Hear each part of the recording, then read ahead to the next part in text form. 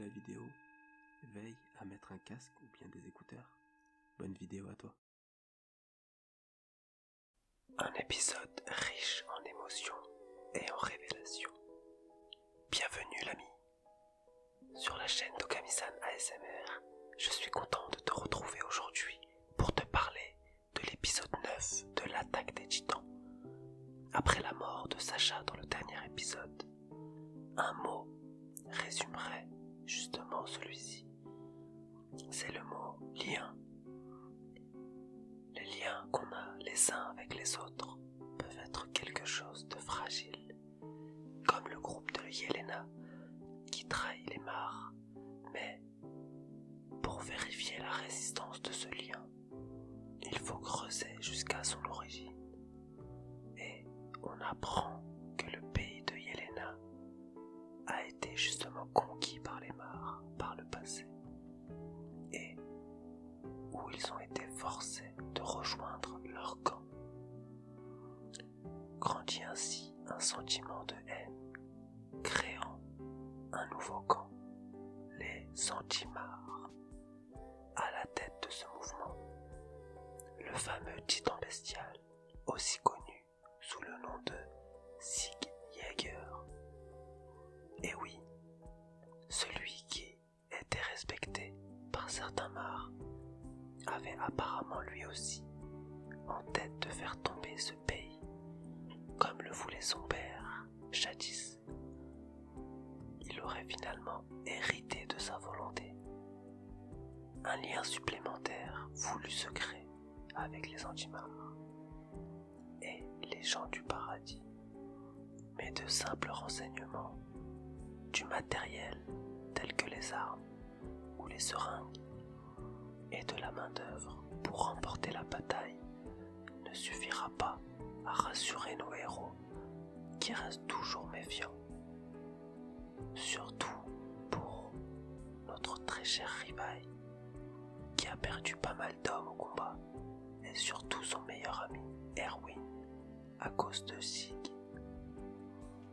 Cependant, dans leur propre camp, on remarque aussi des liens qui commencent à se fissurer, où on a une divergence d'opinion avec Eren et Armin, pourtant amis d'enfance, mais où leurs plans d'action diffèrent. Armin doute qu'il faille aller aussi loin en tuant bon nombre de personnes pour gagner la guerre, et pourtant Eren est déterminé à se battre jusqu'à la fin. Mikasa restant ainsi muette face à ses deux amis qui s'éloignent peu à peu. Nous avons aussi des liens qui se sont renforcés, comme Nicolo, qui est passé d'otage mare à cuisinier pour les gens du paradis, et qui nous prouve que malgré les camps, la perte de Sacha fut tragique. On a justement une très bonne scène qui nous montre un espoir de réconciliation entre ces deux peuples. Un espoir qui est quasi inexistant pour Gabi, qui elle semble concentrer toute sa rage contre Eren. On ne sait plus du tout qui sera allié ou ennemi, et dans quel camp il faut se ranger. C'est ça la force de l'épisode, qui conclut parfaitement avec Armin qui parlait tout au long de l'épisode, un peu comme un fil conducteur avec Annie qui est toujours emprisonnée dans son cocon et qui était l'ennemi numéro 1 à la fin de la saison 1. C'était vraiment un très bon épisode. Le seul bémol est le manque de musique qui marque. Malheureusement, j'aurais bien aimé un peu plus que 3 touches de piano sur la scène dans le cimetière, ou même un enterrement pour Sacha aurait pu être cool et triste à voir.